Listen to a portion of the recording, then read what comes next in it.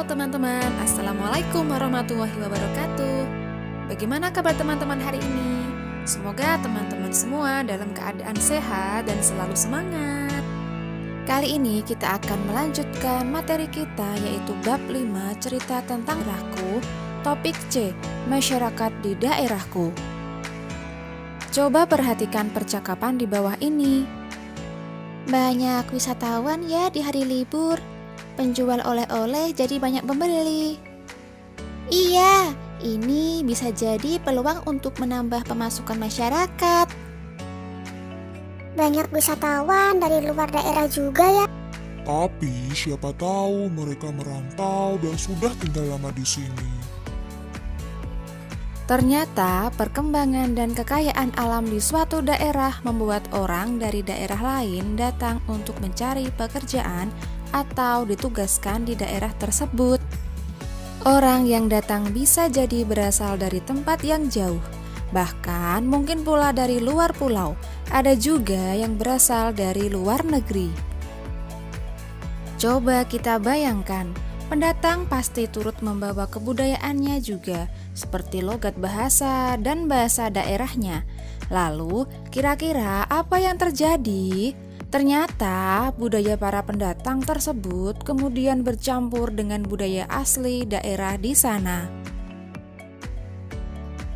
Perkembangan dan pembangunan daerah juga membuat adanya kesempatan membuka usaha baru. Usaha yang dilakukan dapat menjual produk seperti membuka toko, warung, restoran, atau kafe. Dapat juga menyediakan jasa seperti jasa transportasi, penginapan, dan juga pemandu wisata. Perkembangan suatu daerah ternyata juga mempengaruhi kehidupan masyarakat. Mata pencaharian penduduk dapat berubah seiring perkembangan daerahnya. Misalnya, daerah yang dahulu lahan pertanian atau perkebunan, lalu berkembang menjadi kawasan industri. Maka umumnya sebagian penduduknya akan berganti profesi dari petani menjadi karyawan pabrik. Mata pencaharian adalah pekerjaan utama yang digunakan untuk mencukupi kebutuhan sehari-hari. Mata pencaharian penduduk menyesuaikan dengan kondisi alam. Indonesia memiliki kondisi alam yang sangat beraneka ragam, menyebabkan lapangan pekerjaan beragam pula yang disesuaikan kondisi dan kebutuhan masing-masing. Kenampakan alam atau bentang alam Indonesia ada yang berupa dataran rendah, dataran tinggi, dan pantai. Yang pertama, mata pencaharian daerah dataran tinggi.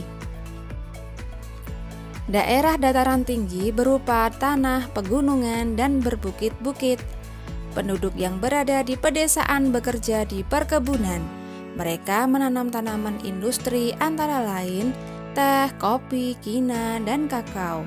Selain itu, ada yang menanam sayuran dan bermacam-macam bunga.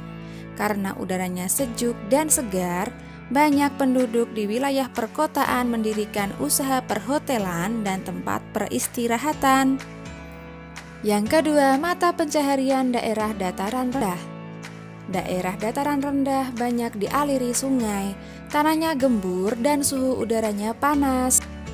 Daerah rendah yang landai merupakan lahan yang baik untuk pembudidayaan pertanian, perkebunan, palawija, dan lain-lain. Pada umumnya, penduduk daerah dataran rendah bagian pedesaan melakukan kegiatan pertanian dengan cara bersawah, budidaya ikan, dan beternak itik. Sedangkan di bagian perkotaan, sebagian besar melakukan kegiatan perdagangan dan industri. Lalu yang ketiga, mata pencaharian daerah pantai. Umumnya, penduduk akan bekerja sebagai nelayan. Mereka menangkap ikan, menyelam untuk mengambil mutiara, budidaya rumput laut, dan kerang mutiara. Sedangkan di daratan pantai, nelayan membudidayakan tambak ikan dengan komoditi unggulan bandeng dan udang. Sebagian penduduk juga memiliki usaha tambak garam dan sawah pasang surut. Ada pula bagian pantai yang digunakan untuk pelabuhan kapal, kawasan industri, dan perdagangan. Ketika daerah tersebut menjadi perkotaan, banyak penduduk yang bekerja sebagai sopir, karyawan pabrik, dan pedagang. Nah teman-teman, berikut ini merupakan jenis mata pencaharian berdasarkan hasilnya. Ada 6 jenis mata pencaharian. Yang pertama, pertanian. Hasil mata pencahariannya berupa jagung, padi, kacang, kedelai, umbi-umbian, sayur-sayuran, buah-buahan, dan lain-lain. Lalu yang kedua, perdagangan. Hasil mata pencaharian berupa pedagang bahan makanan, pedagang sandang, pedagang perhiasan, pedagang hewan, dan lain-lain. Lalu yang ketiga, perikanan. Hasilnya berupa macam-macam jenis ikan, misalnya kakap, bandeng, lele, gurami, dan lain-lain. Lalu yang keempat yaitu peternakan, misalnya sapi, kerbau, ayam, kelinci, dan lain-lain. Lalu yang kelima, industri kerajinan, misalnya sepatu, jaket, pakaian, dan lain-lain. Lalu yang terakhir yaitu jasa, misalnya saja pengacara, asuransi, dokter, bengkel, dan lain-lain. Nah, teman-teman tadi sudah belajar tentang mata pencaharian. Sekarang saatnya mari mencari tahu. 1. Berkumpullah dengan kelompok yang sudah disepakati bersama guru kalian. Yang kedua, guru kalian akan menginformasikan daftar narasumber yang dapat dijadikan sumber informasi. Yang ketiga, diskusikan pembagian tugas di kelompok kalian. Pastikan setiap anggota kelompok mendapatkan tugas untuk mencari tahu dari narasumber yang berbeda. 4. Tuliskan pembagian peran tersebut, lalu serahkan pada guru kalian. 5. Guru akan memberikan instruksi untuk pencarian informasi melalui wawancara. 6. Buatlah perbandingan kondisi masyarakat di daerah kalian dahulu dan sekarang. Gunakan pertanyaan pada tabel berikut untuk membandingkannya. Coba perhatikan tabel berikut ini ya. Misalnya saja perbandingan yang pertama yaitu jenis pekerjaan. Lalu perbandingan yang kedua, pengaruh kekayaan alam daerah terhadap pekerjaan masyarakat.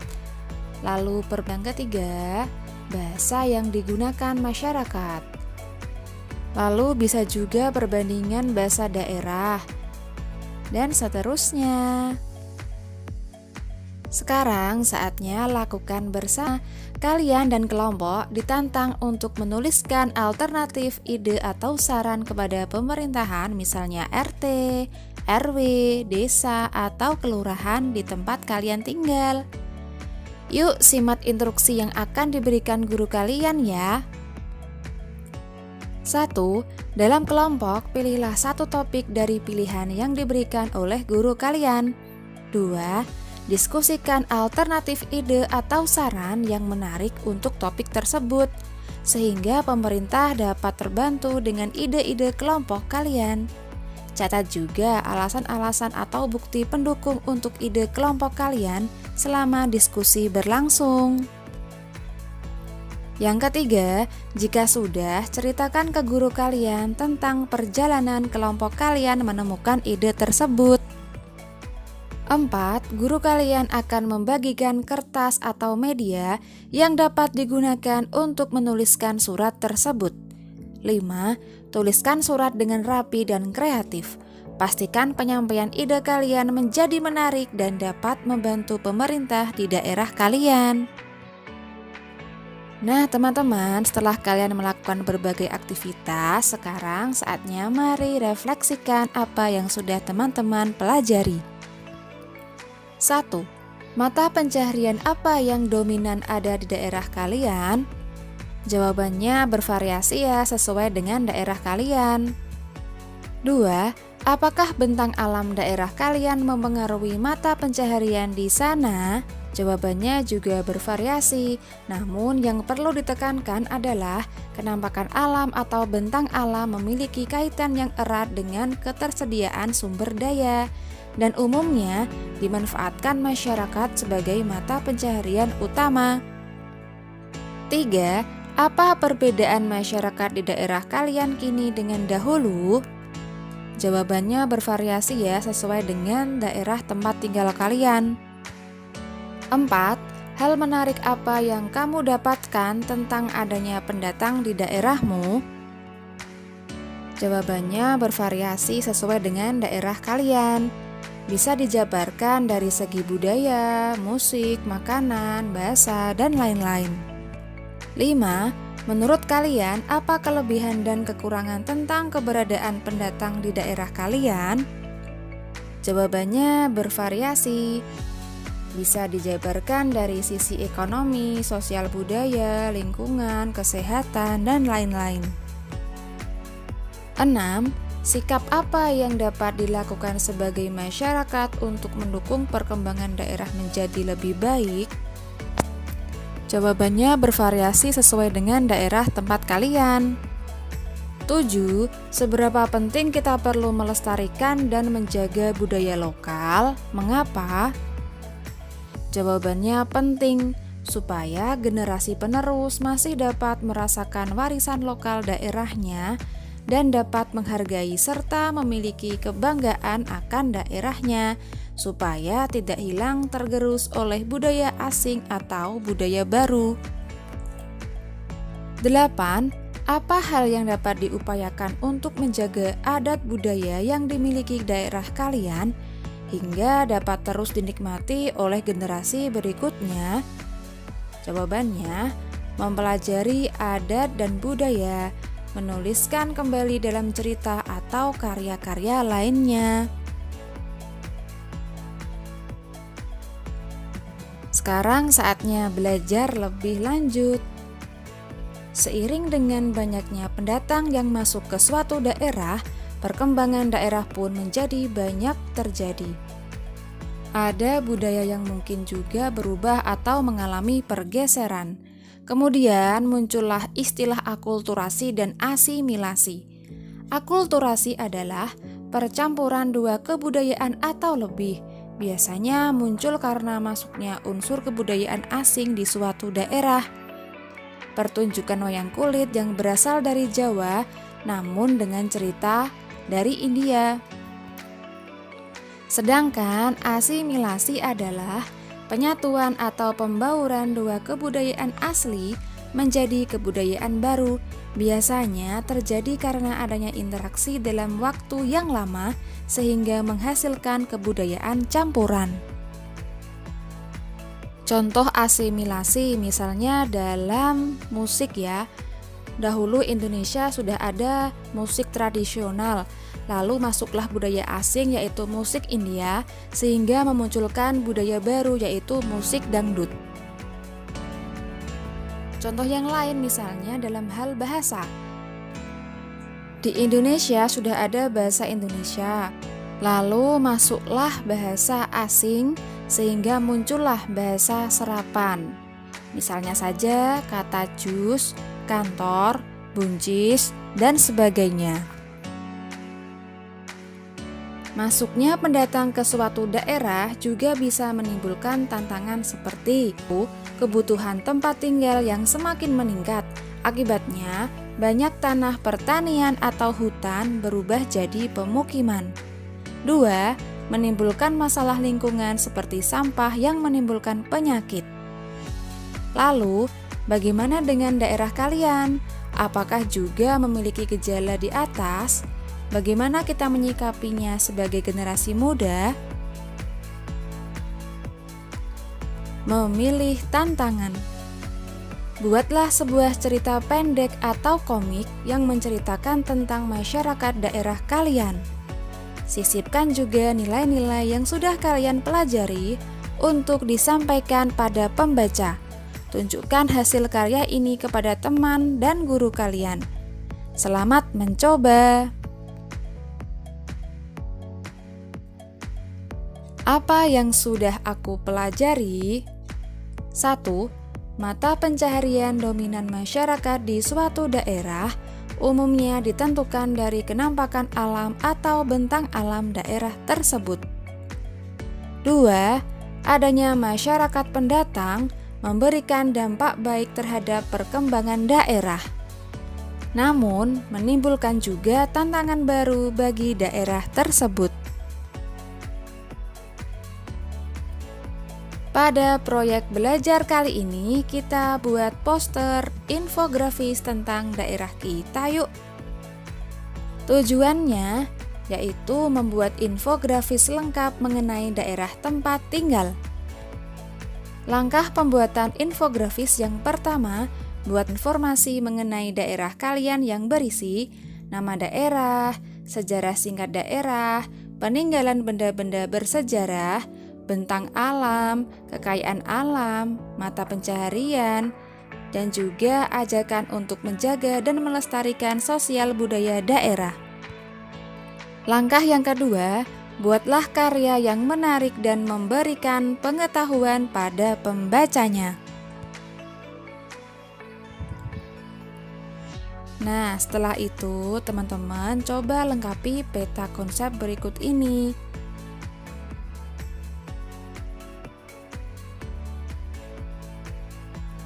Uji pemahaman. A. Sejarah daerah. 1. Buatlah biodata diri yang memberikan informasi mengenai diri kalian dan dari mana kalian berasal.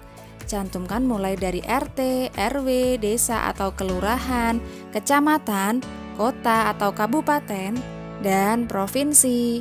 Yang kedua, setelah biodata, tuliskan secara singkat sejarah daerah kalian dahulu. B. Kekayaan alam daerah. Buatlah tabel yang berisi 2 contoh jenis sumber daya serta pemanfaatannya yang ada di daerah kalian. Jenis sumber daya terdiri dari hewan, tanaman, dan peninggalan sejarah yang berpotensi sebagai sumber daya. C. Masyarakat daerah.